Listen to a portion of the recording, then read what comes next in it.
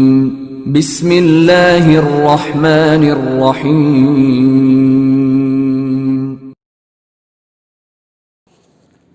عقاب سلطان عماد الدین زنگی کے دور کے ایک مجاہد کی داستان، ایپیسوڈ نمبر 5۔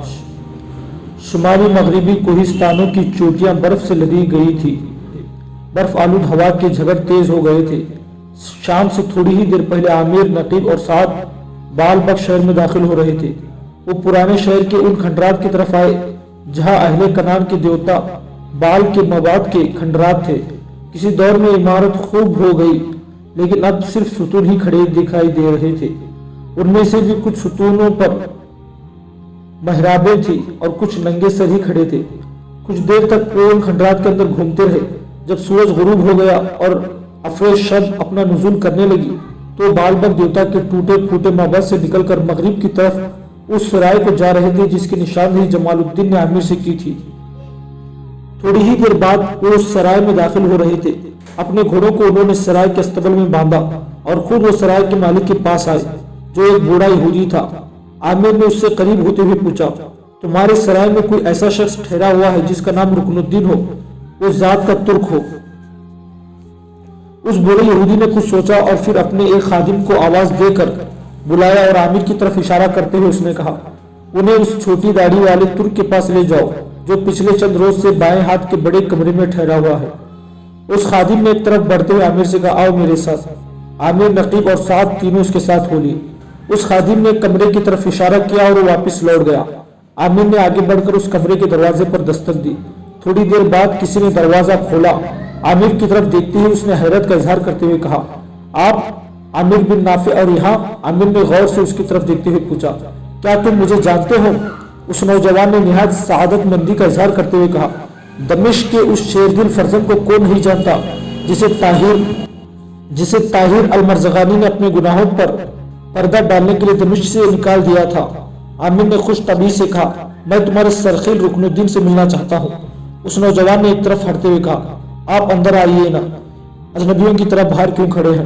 یہاں میرے علاوہ اور بہت سے نوجوان بھی آپ کو جانتے ہیں، بلکہ ہمارے سرخیل رکن الدین بھی آپ کی شخصیت سے آگاہ ہو گئے ہیں۔ عامر، نقیب اور سعد کے ساتھ اس کمرے میں داخل ہوا۔ اندر 8-10 جوان بیٹھے ہوئے تھے۔ ان میں سے وہ ترک رکن الدین بھی تھا جس کی آنکھیں بھوری اور داڑھی چھوٹی چھوٹی تھی۔ عامر کو دیکھتے ہوئے اپنے ساتھیوں کے ساتھ کھڑا ہو گیا۔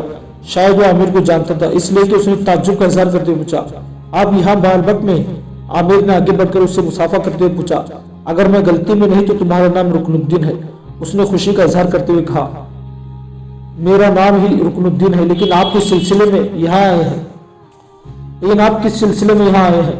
عامر نے آگے بڑھ کر مصافحہ کیا اور رکن الدین کے سامنے بیٹھ گیا۔ اس کے بعد نقیب اور سعد نے اس سے مصافحہ کیا اور وہ بھی عامر کے پہلو میں بیٹھ گئے۔ عامر نے رکن الدین کی طرف دیکھتے ہوئے کہا، سقلات جس کے تعاقب میں تم یہاں آئے ہو، اس نے میرے باپ کو قتل کیا تھا۔ میں اس سے انتقام لینے کے لیے دمشق گیا تھا۔ وہاں جمال الدین سے خبر ہوئی کہ سقلات بال بک میں ہے۔ انہوں نے مجھے تمہارے متعلق بھی بتایا، لہٰذا میں سقلات کے تعاقب میں یہاں چلا آیا اور تم سے ملنا ضروری سمجھا۔ کیا تم مجھے بتا سکو گے سقلات کہاں ہے؟ رکن الدین نے کہا، وہ شہر کے ایک وسطی سرائے میں ٹھہرے ہوئے ہیں۔ میرے آدمیوں کی اطلاع کے مطابق وہ کل یہاں سے کوچ کر جائے گا، کیونکہ جس کام کے لیے وہ یہاں آیا تھا وہ اسے مکمل کر چکا ہے۔ عامر نے تعجب کا اظہار کرتے ہوئے پوچھا، وہ کس کام کے سلسلے میں یہاں آیا تھا؟ رکن الدین نے بے ساختہ کہہ دیا، دمشق کا سودا کرنے آیا تھا۔ عامر نے پھر حیرت اور پریشانی پوچھا، دمشق کا سودا کرنے؟ لیکن وہ کس طرح؟ رکن الدین نے دکھ کا اظہار کرتے ہوئے کہا، سقلات جن لوگوں سے یہاں معاملہ طے کرنے آیا ہے ان کا تعلق یروشلم کے معززین سے ہے۔ یروشلم کی عیسائی حکمرانوں نے خفیہ طور پر طاہر المرزغانی سے رابطہ قائم کیا تھا اور اسے پیش کی تھی کہ اگر وہ کسی طرح دمشق پر ہمارا قبضہ کرا دے تو اسے دمشق کے بدلے سور شہر دیا جائے گا جس کا حکمران بوری کے بجائے طاہر المرزغانی ہوگا۔ طاہر المرزغانی اس فیصلے کو قبول کر چکا ہے اور اسی سلسلے میں سقلاج کو اس نے بات چیت کے لیے آگے بڑھانے کے لیے بال بک روانہ کیا تھا۔ اب یروشلم کے کچھ معزز عیسائی مسلمانوں کے بیس میں دمشق آئے گئے اور وہ طاہر المرزغانی سے مل کر آخری لائحہ عمل تیار کریں گے۔ یہ ایک بھیانک سودا جس پر المرزغانی عمل پیرا ہے، لیکن ہم اس پر عمل کرنے نہیں دیں گے۔ دمشق حکمران بوری کے دونوں چھوٹے بھائی جمال الدین اور امام یوسف کے ہم خیال ہیں اور ان کے مدد سے المرزغانی پر گرفت کی جا سکتی ہے۔ गो बोरी का अलमरज़गानी पर अंधा एतमाद है, उसके बावजूद किसी रोज खुद बोरी की तलवार अलमरज़गानी की गर्दन पर होगी। बोरी नीयत का बुरा नहीं, वो एक नेक दिल और मजहब परस्त हाकिम है, लेकिन अलमरज़गानी न जाने उसे अपने एतमाद के जाल में कैसे फांस लिया है। आमिर चंद लम्हों तक गहरी सोचों में डूबा रहा, फिर उसने लर्जराती हुई आवाज में कहा, मैं सोच भी नहीं सकता था कि अलमरज़गानी मजहब और कौम के खिलाफ इस कदर पस्ती में चला जाएगा। रुकनुद्दीन ने एक अज़म और उसूक के साथ कहा, उसे यह सौदा मुकम्मल करने की मोहलत न मिलेगी। दोनों चंद सानियों तक खामोश रहे, फिर रुकनुद्दीन ने आमिर से कहा, बालबक शहर के अंदर सकलाज को ठिकाने लगाने का खतरे से खाली न होगा। आपको कहीं और जाने की जरूरत नहीं, यही हमारे साथ क़याम करे। वापिस दमिश्क की तरफ जाते हुए सकलाज से खूब निपटा जा सकता है। आमिर ने उसके ख्यालात की तायीद कर दी। रुकनुद्दीन ने अपने कुछ आदमी भेजकर खाना मंगवाया और फिर वो फर्श पर बैठकर सब खाना खा रहे थे। दूसरे रोज सुबह ही सुबह सकलाज ने अपने आदमियों के साथ बालबक शहर से कूच किया। आमिर और रुकनुद्दीन अपने साथियों के हमरा उसके ताकुब में थे। जब सकलाज नफा के कोहिस्तानी सिलसिले से गुजरता हुआ आगे बढ़ रहा था, उसका रास्ता रोक दिया गया। रुकनुद्दीन के साथी उसके चारों तरफ अपने कमानों में तीर चढ़ाए खड़े हो गए थे, जबकि एक तरफ आमिर, नकीब साद और रुकनुद्दीन अपनी तलवारें सोच कर खड़े थे।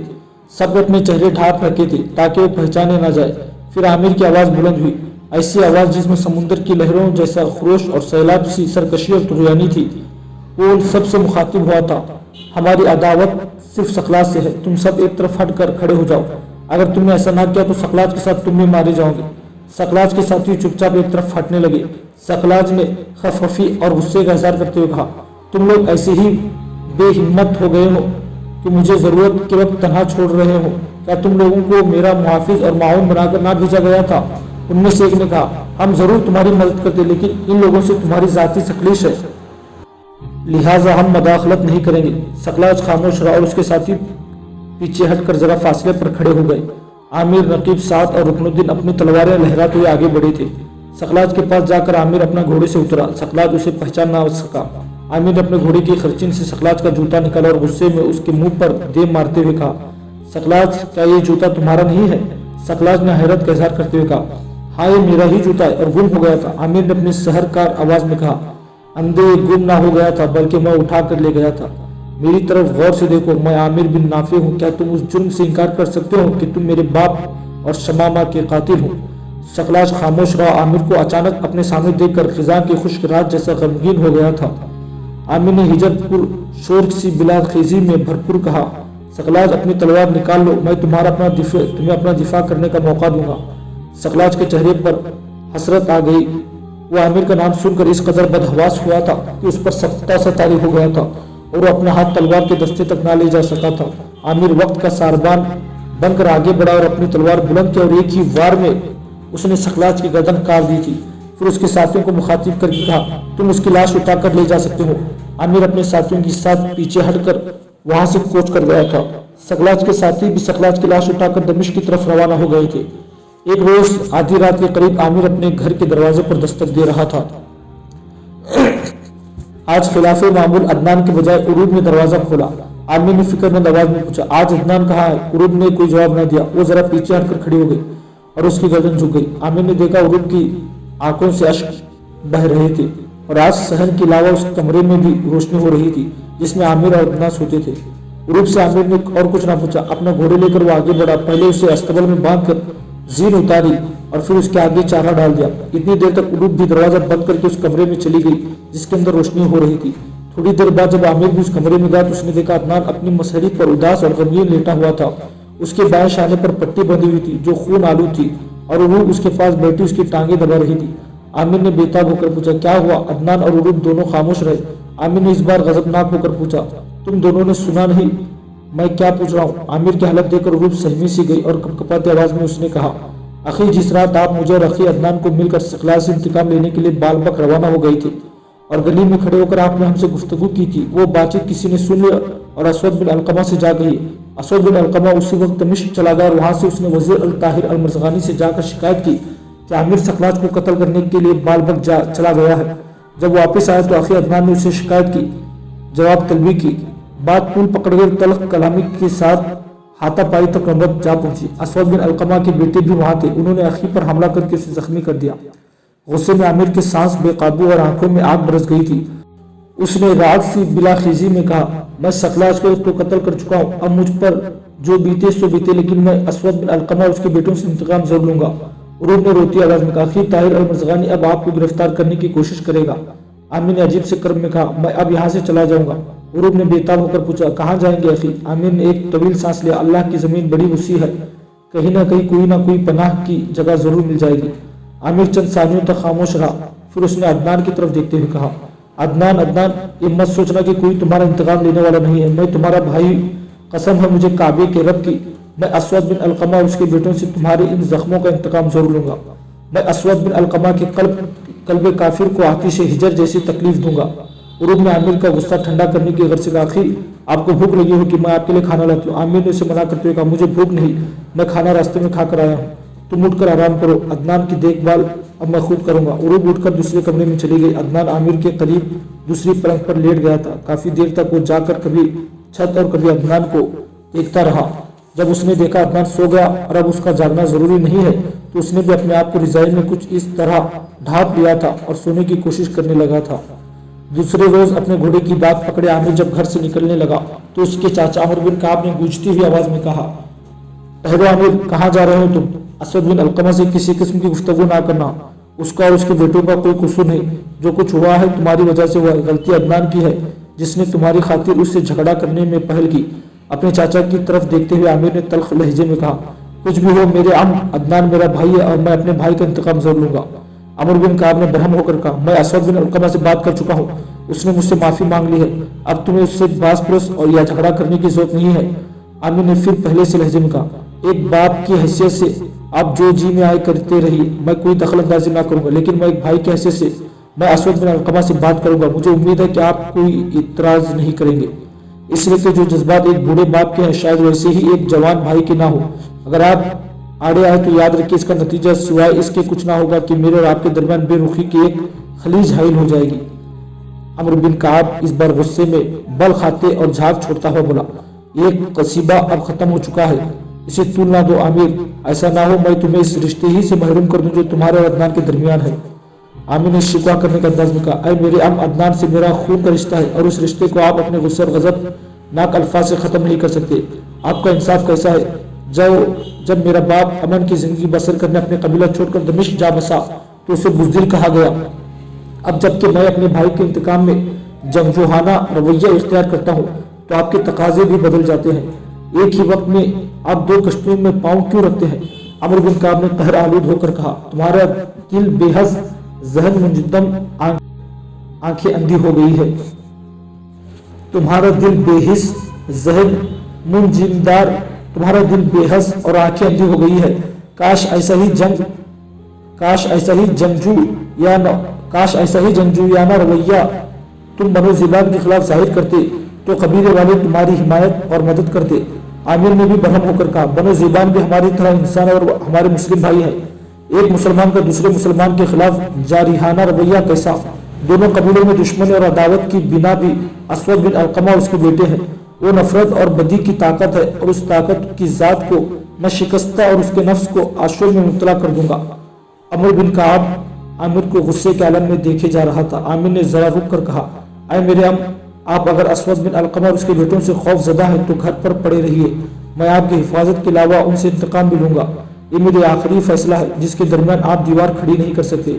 अमर बिन काब ने अपने आखिरी फैसला देते हुए कहा, ये मेरा घर है और मैं अपने घर में तुम्हें ऐसा फसाद खड़ा करने की इजाजत नहीं दे सकता। अगर तुम्हें ऐसा करना है तो फिर यहाँ से चले जाओ। अमर बिन काब को रुक जाना पड़ा क्योंकि इस दौरान उरूब आगे बढ़ी और अमर बिन काब का बाजू पकड़कर बुरी तरह झुंझोड़ते हुए कहा, अरे मेरे बाप, आमिर मेरे भाई है और अपने भाई के खिलाफ मैं आपकी सख्त गुफ्तगू बर्दाश्त नहीं कर सकती। अखी को असद बिन अलकमा और उसके बेटों से बास परोस जरूर करना चाहिए, वरना वो ये समझकर हमारी कोई पुरसाने हाल नहीं है और ज्यादा शेर हो जाएंगे और यहाँ हमारा जीना तक दो भर कर देंगे। और अमर बिन काब संजीदा होकर खामोश रहा। आमिर अपने घोड़े की बात खींचता हुआ जब बाहर जाने लगा तो अमर बिन काब ने बदलते रवैये में कहा, आमिर ठहरो। आमिर रुका और मुड़कर पीछे देख लगा। अमर बिन काब ने कहा, मैंने सुना है, बल्कि उरूब ने भी मुझे बताया कि तुम बस्ती छोड़कर कहीं जा रहे हो, जाने से पहले अपने बागात और जमीन किसी के हाथ बेचते जाओ। आमिर ने रोती हुई आवाज में कहा, आप मेरे बाप के भाई हैं, मेरा आपसे खूनी रिश्ता है, मुझे दौलत की जरूरत नहीं। अपने बागात और अपनी जमीन मैंने आपके हवाले की, آج سے آپ ان کے مالک اور مصروف ہیں۔ آپ کے بعد میرا بھائی عدنان اور میری بہن عروب ان کے مالک ہوں گے۔ میں یہاں سے روانہ ہوتے وقت آپ سے کسی بھی چیز کا مطالبہ نہ کروں گا۔ آپ میرے بزرگ اور اباب کی جگہ ہیں۔ یہاں آپ کے یہاں رہتے ہوئے مجھ سے کوئی گستاخی اور لغزش ہوئی ہو تو میں آپ سے معافی مانگتا ہوں۔ کاش میں آپ سے ذہنی ہم آہنگی پیدا کر سکتا جو ناممکن ہے۔ عامر نے چند ثانیوں کے وقفے کے بعد کہا، میرے جو فرض تھا میں نے اسے سبکدوش ہو گیا ہوں۔ مجھے اب زمین اور باغات سے کوئی دلچسپی نہیں، میں اب بہت جلد یہاں سے چلا جاؤں گا۔ عمرو بن کعب نے پریشان لہجے میں کہا، عروب کہہ رہی تھی تم نے سقراط کو قتل کر دیا ہے، اگر یہ درست ہے تو تم نے بہت برا کیا۔ اب طاہر المرزقانی ہی نہیں دمشق کے شہر کے سب اسماعیلی تمہارے خلاف حرکت میں آ جائیں گے، اس لیے کہ سقراط بھی اسماعیلی تھا، ان سے بچ کر رہنا، وہ تمہیں گرفتار کرنے کی کوشش کریں گے۔ عامر نے جواب میں کچھ نہ کہا۔ چند لمحوں تک وہ شکایت آمیز نگاہوں سے عمرو بن کعب کو دیکھتا رہا، پھر باہر نکل گیا۔ عروب اور عمرو بن کعب اسے دیکھنے لگے۔ وہ خاموشی سے اپنے گھوڑے پر سوار ہوا اور اسے ایڑ لگائی۔ بنو ابس کے لوگوں نے عامر کو بستی میں تعجب کی نگاہوں سے دیکھا، لیکن کسی کو بھی اس سے تعارض اور تکرار کرنے کی ہمت اور جرأت نہ ہوئی۔ سورج خوب چڑھ آیا تھا۔ بنو ابس کی وسیع چراگاہوں میں قبیلے کی بھیڑ بکریاں، اونٹوں اور گھوڑوں کے ریوڑ چر رہے تھے، جبکہ ان کی حفاظت کے لیے بنو ابس کے لوگ چرواگاہوں کے کنارے بیٹھے ہوئے تھے۔ ان میں اسود بن علقمہ اور اس کے بیٹے بھی تھے۔ دوسری طرف بنو زیبان کے حدود میں بھی ایسے ہی سما تھا، ان کے ریوڑ بھی اپنے چراگاہوں میں چر رہے تھے، جبکہ کھجوروں کے ایک جھنڈے کے قریب ایک صاف ستھرے اور نتھرے پانی کے تالاب میں بنو زیبان کے جوان اپنے گھوڑوں کو نہلا رہے تھے۔ ان میں نقیب، سعد اور ولید بھی شامل تھے۔ اس صاف پانی کے تالاب سے تھوڑی ہی دور نائرہ اور قبیلے کی ان گنت لڑکیاں بکریاں اور اونٹوں کو دودھ دوہنی میں مصروف تھی۔ بظاہر ماحول پرسکون لگتا تھا اور ہر کوئی اپنے کام میں مصروف تھا۔ اچانک عامر اپنی بستی کی طرف سے آنے والے اور کھجوروں سے گھری ایک پٹکنڈی پر نمودار ہوا۔ وہ اپنے گھوڑے کو سر پر دوڑاتا ہوا چراگاہ کے اس کنارے کی طرف آ رہا تھا جہاں اسود بن علقمہ اور اس کے بیٹے بیٹھے ہوئے تھے۔ نائرہ، سعد، نقیب اور ولید بھی عامر کو دیکھ چکے تھے۔ نائرہ نے دودھ دھونا بند کر دیا، جبکہ نقیب، سعد، ولید نے اپنے گھوڑوں کو تالاب سے نکال دیا تھا۔ شاید وہ خطرے کی بو پا گئے تھے۔ عامر اپنے گھوڑے کو مارتا بھگاتا اسود بن علقمہ اور اس کے بیٹوں کے سامنے آ کر رکا اور اپنے گھوڑے سے اتر کر ان کی طرف بڑھا۔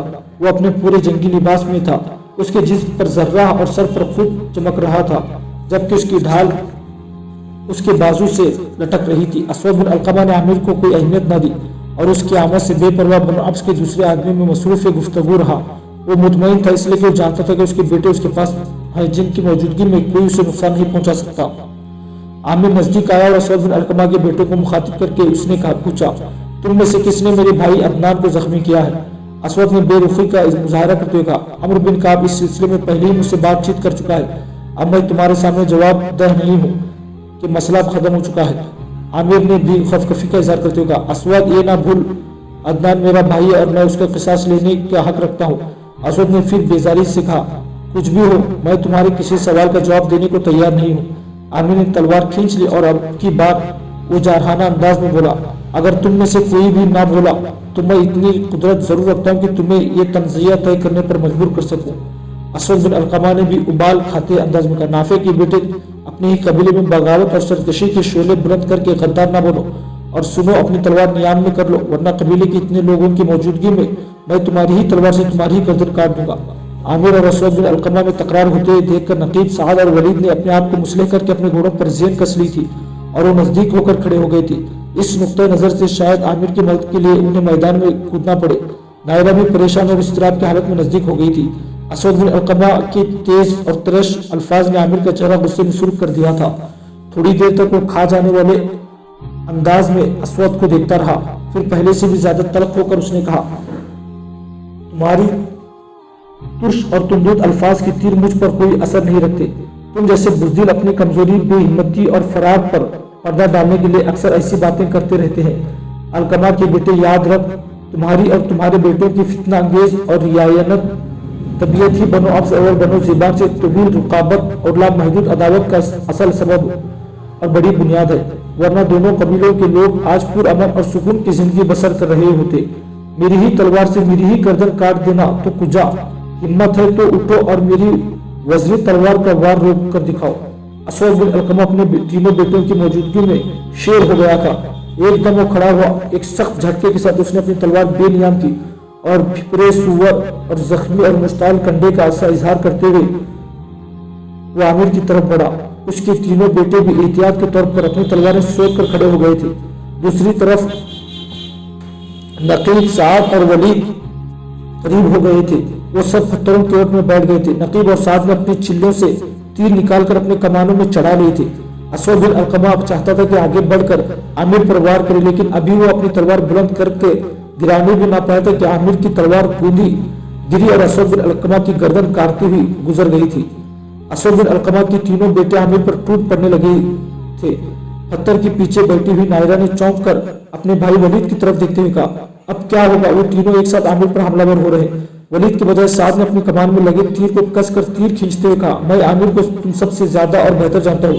ये तीनों जवान जो उस पर हमलावर हो रही है उसके सामने कोई हैसियत नहीं रखते। उनकी हालत उसके सामने ऐसी होगी जैसे खूंखार और भूखे उकाब के सामने बेबस और लागर गिद्दे हैं। ये तीनों के अलावा अगर कोई और भी उसकी तरफ बढ़ा तो हम उसे तीरों से छलनी कर देंगे।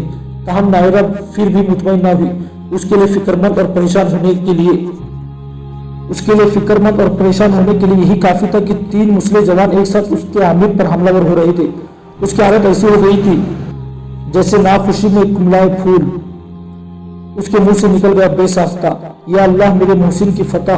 असवद बिन अलकमा के तीनों बेटों ने आगे बढ़कर एक साथ आमिर पर हमला कर दिया था। आमिर ने मुगीरा और जाबिर के वारों को अपनी ढाल पर रोका और दरमियान भाई को वार को उसने अपनी तलवार पर रोक लिया था। फिर वो बिजली के कूंदे आसमान से टूटे वाले सितारे की तरह हरकत में उसने अपनी तलवार अलहदा कर ली थी और जवाब हमले के लिए उसने असवद बिन अलकमा के मजले बेटे की गर्दन काट कर रख दी थी। आमिर एक तरफ हटा और मुगीरा की तरफ देखते हुए कहा, असवद के बेटे, तुम एक बार पहले भी मुझे आजमा चुके हो। सोच में मत पड़ो, आगे बढ़कर मुझ पर हमला करो। अगर मैं तुम्हें मस्करत और जिल्लत में मुब्तला करके तुम पर हंगामा, गुरूब और तंगी की तैयार ना करूं तो आमिर बिन नाफी ना कहना। वो दोनों भाई किसी मुनासिब सिंह से हमलावर होने की तैयारी में थे कि आमिर ने खुद ही आगे बढ़कर उन पर हमला कर दिया। उसके हमले में ऐसी तेजी थी कि वो भाई उसके वार को रोक ना सके और वो उसकी तूफानों का शिकार हो गए। आमिर ऐसी तुगयानी के अंदाज में हमलावर हुआ था कि वो मुगीरा बिन असवद और जाबिर बिन असवद दोनों भाइयों को उल्टे पांव दूर तक धकेलता हुआ ले गया था। अचानक जाबिर ने एक पत्थर से ठोकर खाई और अपना तवाजुन खोकर लड़खड़ाया और उसी लम्हे आमिर की तलवार उसके जिस्म को काटती चली गई थी। अब आमिर के सामने सिर्फ मुगीरा बिन असवद रह गया था, जो आमिर को अपने सामने खून आलूद तलवार के साथ देकर उस मुसाफिर की तरह हो गया था जो भूख और सर्दी में बदहाली और बेबसी का शिकार हो गया हो। एक बार निहायत मुतलज्जी निगाहों से मुगीरा ने अपनी बस्ती के उन नौजवानों की तरफ देखा जो चरागाह के किनारे बैठे थे, लेकिन उनमें से कोई भी उसकी मदद को ना उठा। इतनी देर तक आमिर फिर मुगीरा पर हमलावर हो गया था। मुगीरा चंद सालों तक इधर उधर भाग दौड़ करता हुआ आमिर से बचने की कोशिश करता रहा। आखिर उसी समय में वो भी आमिर की तलवार का शिकार होकर खत्म हो गया था। फिजा एक बार मुगीरा की दिलखराश और कुर्ब अंगेज चीख के बाद पुरसुकून हो गई थी। बनो अब्स के कुछ जवान शायद उस हादसे की इत्तला करने बस्ती की तरफ भाग गए थे। आमिर ने भी मामले की संगीनी और कराने को भाप लिया। उसने फौरन अपने खून आलू तलवार नियाम में कर ली। अपनी ढाल उसने जेन से लटकाई। एक जहरीली जुस्त के साथ वो अपने घोड़े पर सवार हुआ और बस्ती की तरफ भागने वाले जवानों को मुखातिब करते उसने कहा, बनो अब से कह देना अगर उन्होंने मेरे भाई या मेरी बहन से असवद बिन अलकमा और उसके बेटों का किसास लेने की कोशिश की तो जो लोग उसमें मुलव्विस होंगे मैं उनके हर जवान को ज़बा और उनकी हर औरत को बेवा कर दूंगा। बनो अब्स मुसलमान होते हुए भी मुनाफिक और रियाकार है कि वो नहीं जानते कि दुनिया के तमाम मुसलमान एक मिल्लत और एक कौम है, वो एक दूसरे के भाई है। काश कोई दाना कोई हकीम उनको खबर करता कि हमारा मजहब इंसानियत की किन इक़्तिदार का प्रचार करता है। आमिर ने अपने घोड़े को एड़ लगा दी। चरागाहों के किनारे किनारे वो अपने घोड़े को दौड़ाते हुए दरिया आबाना के किनारे आया और घोड़े को एड़ लगाकर उसने उसकी रफ्तार और तेज कर दी थी। नकीब, साद और वलीद पत्थरों की ओर से निकलकर अपने घोड़ों की तरफ भागे थे, जबकि नायरा बनो ज़ेबान की दूसरी लड़कियों में शामिल हो गई थी। जहाँ वो आमिर की कामयाबी पर खुशी थी वहाँ वो ये गम भी खाई जा रहा था कि आमिर कहाँ चला गया। नकीब, साद और वलीद अपने घोड़े पर सवार होकर आमिर के ताक़ुब में निकल पड़े थे। नकीब उसे अपने कबीले में लाना चाहता था ताकि उसकी हिफाजत की जा सके, लेकिन आमिर उनकी निगाहों से उछल हो चुका था। ताहम वो दरिया के किनारे अपने घोड़े को भगाते जा रहा था। 3 फरसंग की मुसाफत तय करने के बाद आमिर दरिया के किनारे छोड़कर एक तंग रास्ते की तरफ मुड़ा। उस रास्ते पर उसने 2 मील की और मुसाफत तय की।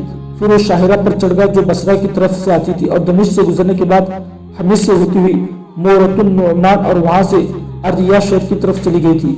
शाहिरा पर 1 मील और सफर करने के बाद आमिर एक सराय में दाखिल हुआ। सराय का मालिक उसे देखते ही उसकी तरफ लपका। उसका नाम सालब था और वो आमिर का पुराना जानने वाला था। طاہر المرزغانی کے رہزنوں کا تعاقب کرتے ہوئے وہ ثعلب کی سرائے ہی میں رات بسر کیا کرتا تھا۔ بوڑھے ثعلب نے عامر کے گھوڑے کی لگام پکڑتے ہوئے کہا، تم تو دمشق چھوڑ کر اپنے قبیلے میں چلے گئے، آج ادھر کا رخ کیسے کر دیا؟ عامر نے اسے پیش آنے والے سارے حالات سنا ڈالے۔ ثعلب نے فکر مندی کا اظہار کرتے ہوئے کہا، ہو سکتا ہے تمہارے قبیلے والے تمہارا تعاقب کرتے یہاں آ جائے، پر تم فکر مند نہ ہو، میں تمہارے کو اپنی سکونتی مکان میں بھیج دیتا ہوں اور تم سرائے کے اوپر جا کر آرام کرو۔ ثعلب نے فوراً ایک ملازم کو بلا کر عامر کا گھوڑا اپنے مکان کے اندر بھجوا دیا۔ خود اس نے عامر کو سرائے کے اوپر والے کمرے میں بند کر دیا اور پھر معمول کے مطابق اپنے کام میں مصروف ہو گیا۔ عامر پرسکون ہو کر آرام کرنے لگا تھا۔ عروب بھاگتے ہوئے گھر میں داخل ہوئی اور اس کمرے میں آئی جس کے اندر زخمی عدنان لیٹا ہوا تھا اور ان کا باپ عمر بن کعب عدنان کے پاس بیٹھا ہوا تھا۔ عروب کے بدحواسی نے کہا، بابا بستی میں بہت بڑا حادثہ ہو گیا ہے۔ عمر بن کعب نے پریشانی کا اظہار کرتے ہوئے کہا، کیا ہوا؟ عروب جس کا چہرہ غم زدہ دکھائی دے رہا تھا عدنان کے بستر پر بیٹھ گئی اور کانپتی ہوئی آواز میں کہا، آخی عامر نے اسود بن علقمہ اور اس کے تینوں بیٹوں کو قتل کر دیا ہے۔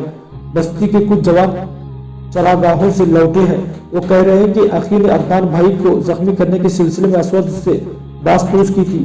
معاملہ تلخ کلامی سے بڑھ کر جنگ کی نوبت پر اتر آیا اور اخی نے اسود بن علقمہ اور اس کے بیٹوں کو قتل کر دیا ہے۔ عدنان اداس ہو گیا۔ عمر بن کعب کا چہرہ اتر گیا اور وہ دکھ کا اظہار کرتے ہوئے اس نے پوچھا، اب عامر کہاں گیا ہے؟ عروب نے فکر مند لہجے میں کہا، بستی کے جو جوان چراگاہوں کی طرف سے آئے ہیں وہ کہہ رہے تھے کہ اخی اپنے گھوڑے پر سوار ہو کر دریائے آفانا کے کنارے دمشق کی طرف چلے گئے ہیں۔ وہ یہ بھی کہہ رہے تھے کہ اخی عامر دفاتن تنبیہ کر کے گئے ہیں کہ اگر میرے ام اور میرے بھائی اور بہن سے کسی نے اسود بن علقمہ اور اس کے بیٹوں کا قصاص لینے کی کوشش کی تو جو لوگ اس میں ملوث ہوں گے وہ ان کے ہر جوان کو ذبح اور ان کی عورتوں کو بیوہ کر دیں گے۔ ان کی دھمکی کارگر ثابت ہوئی، اس لیے اسود بن علقمہ اور اس کے بیٹوں کے قتل پر بستی میں خاموشی طاری ہے، ورنہ ابھی تک ایک شور اور طوفان اٹھ کھڑا ہوتا۔ عمر بن کعب نے مایوسی اور بے بسی میں کہا، عامر کے پیچھے اس کی اجل بھاگ رہی ہے، اگر وہ دمشق کی طرف گیا تو بچ کر نہ جا سکے گا، کیونکہ المرزغانی پہلے ہی اسے گرفتار کرنے کے در پہ ہے۔ وہ اپنے باپ کا الٹ ثابت ہوا ہے۔ اس کا باپ جس قدر سرد مزاج کا انسان تھا یہ ویسا ہی جذباتی اور جنگجو مزاج کا ہے۔ میری دعا کہ بھاگ کر اپنی جان بچانے میں کامیاب ہو جائے۔ اگر وہ بستی میں واپس آیا تو قبیلے والے اسے زندہ نہ چھوڑیں گے اور دمشق میں پہلے ہی موت کی اس کی منتظر ہے۔ اگر وہ بچ کر کہیں اور چلا گیا ہے تو اس کی خوش نصیبی ہے، کاش یہاں آ کر وہ ایسی پرسکون زندگی بسر کرتا ہے جیسے اس کے باپ نے دمشق میں بسر کی۔ عروب اگر وہ زندہ ہے تو چوری چھپے تم سے ملنے ضرور آئے گا۔ میں جانتا ہوں وہ تجھے بہت عزیز رکھتا ہے، اگر وہ تم سے ملنے آئے تو اسے فوراً یہاں سے کہیں چلے جانے، اسے کہنا کہ فوراً یہاں سے کہیں اور چلا جائے، یہاں اس کے لیے خطرات کی سوا کچھ نہیں۔ وہ قبیلے میں رہتے ہوئے اس نے ہر کام میری مرضی اور منشا کے خلاف کیا ہے، پھر بھی میں اسے مرتے ہوئے نہ دیکھ سکوں گا، اس لیے کہ میرے بھائی کا واحد اور آخری نشانی ہے۔ عمر بن کعب اور عروب اداس ہو گئے تھے۔ عدنان بھی غمزدہ دکھائی دے رہا تھا۔ عروب نے اپنے ان آنسوؤں کو پوچھ لیا جو عامر کی بے بسی پر اس کی آنکھوں میں امڑ آئے تھے اور عدنان کی ٹانگیں دبانے لگی تھی۔ نقیب سعد اور ولید اپنے گھوڑوں کو دوڑاتے ہوئے بنو زبان کے سردار سالم بن رقبہ کے گھر داخل ہوئے۔ اس وقت سالم اور نائرت دونوں باپ بیٹی صحن میں بیٹھے ہوئے تھے۔ سالم اور نائرت وہ تینوں کو دیکھ کر کھڑے ہو گئی۔ عامر نے فکر گیر آواز میں پوچھا، تم عامر کو ساتھ نہیں لائے؟ نقیب نے مایوسی کا اظہار کرتے ہوئے کہا، وہ ہمیں ملا ہی نہیں، ہم دمشق کے مسافات سے ہو کر آ رہے ہیں، لیکن عامر ہمیں کہیں دکھائی نہیں دیا، ایسا لگتا ہے اسے زمین نگل گئی ہو۔ ہم خود پریشان ہیں کہ ہم اسے اپنے ساتھ نہ لا سکے، نہ جانے وہ کہاں اور کس طرف چلا گیا ہے۔ بہرحال ہم مایوس نہیں ہوں گے، سپہر کے قریب میں اور سعد اسے تلاش کرنے کے لیے نکلیں گے، ہو سکتا ہے احتیاط کے طور پر وہ کسی محفوظ جگہ چھپا ہوا ہو اور رات کی تاریکی میں ہمارے پاس آنے کی کوشش کرے۔ میرے خیال میں وہ اسی وجہ سے سیدھا ہمارے یہاں نہیں ہے کہ شاید اسی کی وجہ سے دونوں قبیلے میں جنگ نہ چھڑ جائے۔